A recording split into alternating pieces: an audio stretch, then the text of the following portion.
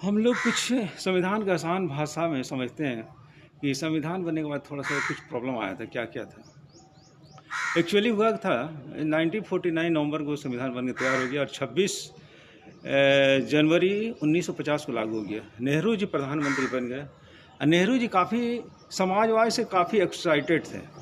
उनको रूस का जो समाजवाद काफ़ी उनको पसंद आया था जब 1929 में जब इसका प्रभाव ज़्यादा नहीं पड़ा था। इसके बाद हालांकि वो समझ गए थे कि केवल समाजवाद ही सही नहीं है, उसके साथ पूंजीवाद को ही मिक्स कर लिए। समाजवाद और पूंजीवाद दोनों को लेकर चल रहे थे। हालांकि संविधान बनने के बाद देखे कि जमींदार वर्ग के पास बहुत सारा ज़मीन है और किसानों के पास ज़मीन नहीं है, तो चाहते थे कि ज़मीन कुछ किसानों को दिया जाए। लेकिन प्रॉब्लम यह था कि संपत्ति का अधिकार को मौलिक अधिकार बना दिया गया था।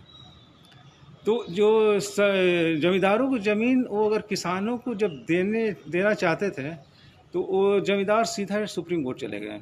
वो लोग बोले कि आप मौलिक अधिकार हमारे हनन नहीं कर सकते हैं, संपत्ति का अधिकार मौलिक अधिकार है। और इसी तरह एक केस सबसे बड़ा हुआ था शंकरी प्रसाद का।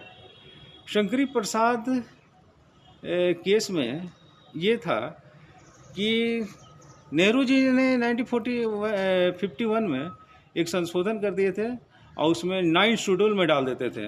9 शेड्यूल जब डालें तो उसके बाद कोई सुप्रीम कोर्ट नहीं जा सकता था। लेकिन शंकरी प्रसाद ने कहा कि आप जब अनुच्छेद हमारा 13 में लिखा हुआ है कि आप किसी भी संविधान का संशोधन नहीं कर सकते जो मौलिक अधिकार के खिलाफ है, तो आप कैसे ही संशोधन कर दिए।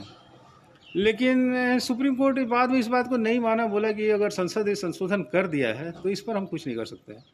अब इसी के बाद क्या हुआ कि एक बहुत महत्वपूर्ण केस आया गोलकनाथ में सुप्रीम कोर्ट को क्लियर करना पड़ा कि 13 में ये इतना पावर है कि 368 को रोक सकता है। 368 में संसद से कोई भी सरकार कोई भी कानून नहीं पास कर सकती है कि आप मैंने सरकार को ये मनमाना करने का अधिकार नहीं है। लेकिन फिर इससे बड़ा बेंच बना केशवानंद भारती, सबसे महत्वपूर्ण है। केशवानंद भारती में कहा गया 13 बेंच था, 13 जजों का बेंच था, उसमें कहा गया कि सरकार कोई भी संशोधन कर ले लेकिन बेसिक स्ट्रक्चर को नहीं ख़त्म कर सकती है। अब बेसिक स्ट्रक्चर बहुत ही महत्वपूर्ण माना गया और एक सरकार ने बोला कि बेसिक स्ट्रक्चर है क्या, तो सुप्रीम कोर्ट बोला कि हम समय समय पर इसकी व्याख्या करते रहेंगे और प्रस्तावना को भी मान लिया कि यह भी